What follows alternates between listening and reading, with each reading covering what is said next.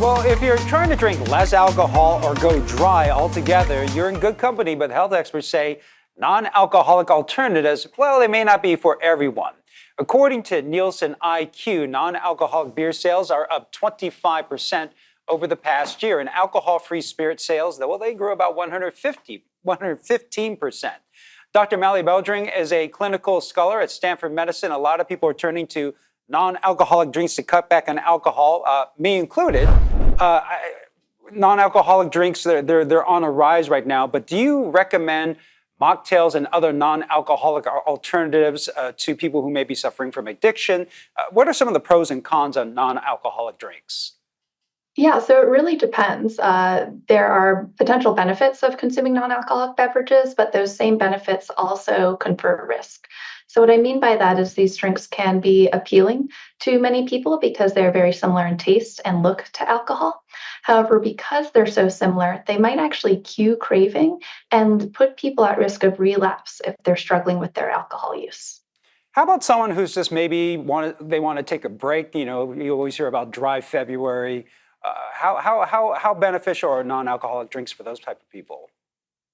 Well, there's not been a ton of research on this to date. I will say there was one recent study that's come out showing that among people who don't have a problem with alcohol use but are social drinkers, that they experience some benefit from drinking non-alcoholic beverages and they're able to cut back on their alcohol use with that. But the story might look a little different for people who struggle with addiction. And you talk about this could be triggering for people who do struggle from addiction. So those struggling with alcohol use, what happens to the brain during addiction and what happens during recovery? Yeah, so there's bad news and there's good news. The bad news is that with repeated exposure to a substance like alcohol, the brain does change. So, for one, there's the development of tolerance, which means that people have to consume more and more amounts of alcohol to reach the same effects that they used to.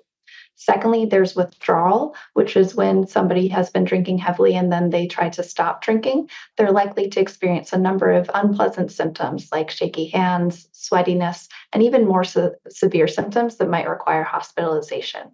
And thirdly, there's dependence, which basically means it can be really hard to stop drinking alcohol if you've been drinking quite regularly.